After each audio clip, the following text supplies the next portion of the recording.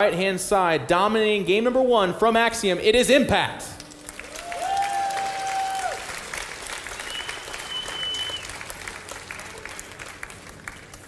And spawning in the bottom left side of Frost, it is EG's Jaedong. The map is Frost, one of the older maps of the map pool, something that's survived the latter seasons for a while now. A 4-player map, a large map, so both players, as we can see, clearly not spawning quote-unquote correctly. That would be the craziest thing we've ever seen in our lives, scout cross map. But Jaedong seems to be fairly undeterred so far, at least. We're not seeing what we have seen in the past, which is early pool. Could end up being a 15 pool or even a hatch first. Yeah, I mean, from that first game, he was microing a little better than Impact. Nobody can deny that. That is not bias. He was. So is he likely to open up a 15 pool this game, maybe? And if your opponent opens up 15 hatch, you are a few drones behind, but can he make that up? I might be thinking to play a solid game like that, but here we do have his drone moving down to make a hatchery, and Impact is the one going for pool at 15. I can't help but chuckle, because it's Jaedong basically.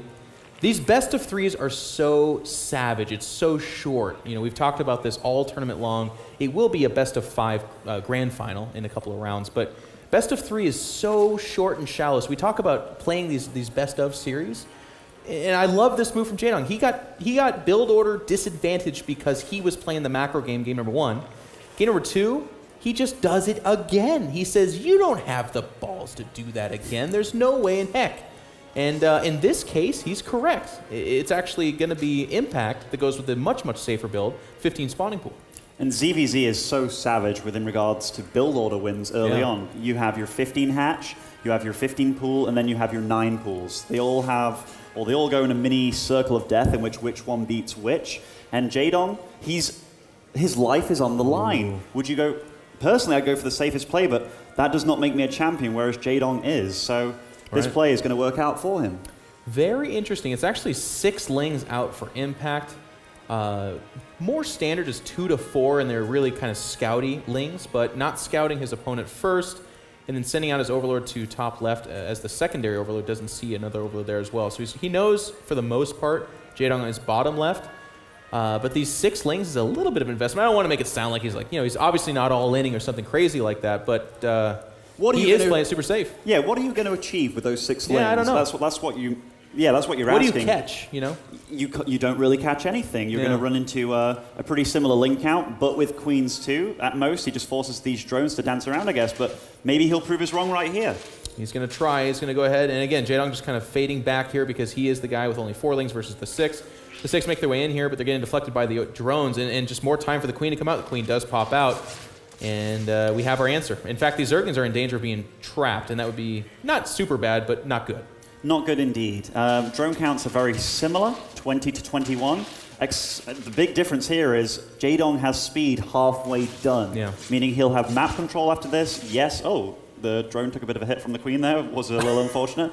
But these lings do die, so Jaedong immediately, build order-wise and strategically, takes a little bit of an edge here. He has map control, and what's good for Impact to turn this frown upside down is that he did scout out that fast gas, and he was going gasless anyway, so he doesn't lose much as well. He was always going to drone behind this. He's not going to try for any kind of slow ling thing. And he's also going to always have these queens kind of anchoring his naturals. So the 6, we're critical of it. We're like, it should have been 2 to 4. And that certainly would have been better for him because he would have had the same thing accomplished, only at a lesser rate. But here we are. He should be just fine. Safe, and his build is going as per usual. Queen wall is always pleasant. 2 evos blocking off 2. Is he going to put both of those to use later on? We'll see. Maybe he's going roaches. We don't really know yet. This could be anything still. Sure. An early lair for Jaedong here. It seems that his playstyle, he likes to go for 2 base economy, going up to lair rather than going for 3 base. So, yeah, I really don't know where this is going to go from here. It just, 4 gases, it looks like 2 base muted. It should be, especially on these larger maps where there's a really good chance you'll clear up a lot of those spotting overlords. Ooh, the lings do get in here, so they will get a full scout on.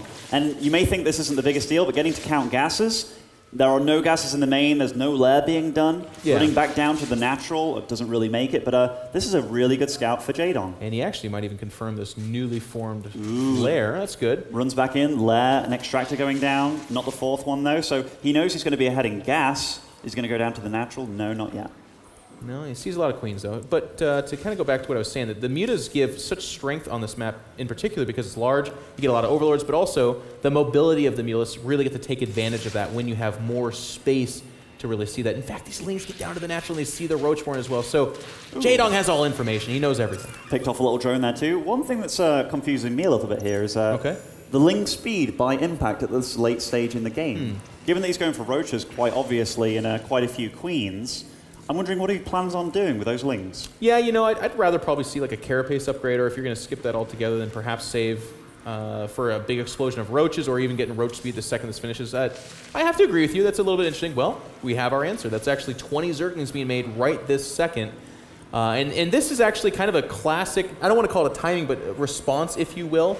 The third base is a tug-of-war game for both Zerg players. You want to have enough lings to defend your own, but also cancel your opponents, but while you're teching behind that as well. This was a little unfortunate for Impact. He did not have this creep spread from this Overlord spreading, so that Spinecrawler was not done in time. All these slow lings are not going to be there in time to save that hatchery, and it is cancelled. So Jaedong takes, again, another lead. And that's really nice. The creep does actually get that Spinecrawler down now, and there's 2 queens there, but as you said, it gets restarted. We had actually a scout inside the main base of Jaedong, and it did not see the Spire. Of course, when he sees this many lings and no roaches whatsoever, he can probably infer that it is a Mutalisk build. We have a lot of Zerglings coming over here, by the way, from Impact. A lot of Zerglings by both of them, actually. 32 and 48 respectively, and Mutas are going to be joining the fray too, but Impact certainly outnumbering Jaedong's amount of Zerglings here. If he takes out the third, they're on even keel somewhat. Well, Jaedong's just trying to buy time. This third should die. Impact's going to get a full surround here. Oh, is he going to get it though? Transfuse goes down as well, so those Zerglings do have to run away. Nice save. I spoke too soon. The Transfuse used just enough health there, and also if Impact would have tried to kill it, it's not guaranteed, and he would have certainly lost all the Zerglings. Now with the Mulus, the map control is certainly in favor of Jaedong. Lots of queens over here, however, so I'm not sure this third base is in danger of dying, but it's that's the only silver lining in that cloud. Well, yeah, Impact's got an inferior economy, which he's further getting behind, given that he's having to make spore crawlers here. Each spore crawler is a drone that turns into it. So again, Jaedong's economy, 62 harvesters to 47 with a tech advantage too. And a really fast fourth. I like that. Wow. I really do. He's saying, okay, I'm controlling the skies.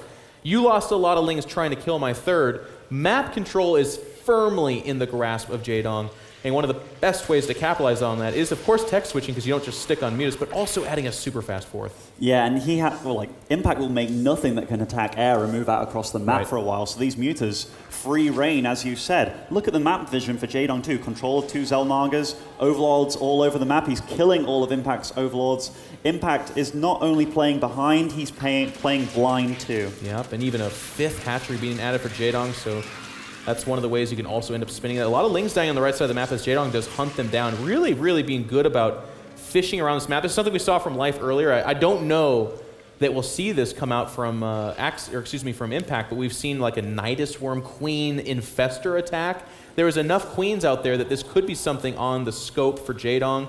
And one of the ways Life kind of delayed that and defended that in a previous ZvZ was just making sure there's no map vision for that Nidus Worm. I always love it when Zerg players get Burrow in ZvZ. In fact, any matchup, but particularly ZvZ. And I mean, it's not going to work out the best for like running roaches absolutely everywhere, given there's so many spore crawlers knocking about. But even after those big engagements with the roaches against roaches, which this will inevitably be, you then heal up. Oh yeah, it's the you must have upgrade. And honestly, you and I have been on that soapbox for a while in all 3 matchups, but it's nice to see it here. Jaedong is going to go ahead and get that Burrow upgrade. Both players getting +2 range attack. Infestors coming out for Impact. That's going to be a great answer. It's a way to handle the Mulus, but also it, of course, aids in the fight against things like roaches and hydras. It's a very nice utility catch-all unit to do. And in the backfield, by the way, Jaedong is, let me confirm this, but I think he's actually just going roaches again. This guy is madly in love with roaches right now. Yeah, Impact. I like that he's going for Infestors now. He knows that Jaedong, does he know that he took a 4th? He's going to know that he's got a superior economy. You cannot beat a guy with a superior economy by doing the exact same thing. And a nice fungal does land there. It's going to kill 4 mutas. I like the way that the fungal projectile actually goes down that cliff right there. Yeah, it's actually really cool. Big shout out to Blizzard. You guys made an awesome game. But Jaedong is using these Mulus to earn him an advantage, and the advantage is real. A 45 supply advantage here. Unit count shows 47 roaches to 31. Now, Impact does have 6 infestors, and he has a grip of queens at 8. But I don't know if that's enough to overcome that. Upgrade-wise, they're going to be very, very similar here. But Jaedong is grouping up here, trying to split these roaches as much as he can. Big Fungal does land on the big group of roaches right there, but there's so much for Jaedong. Even if he does trade inefficiently, it's still good for him. And roaches in the main base, how did they sneak by? I actually don't have an answer there. Those Zerglings are in there just tearing apart the economy in the backfield. Impact's got bigger fish to fry.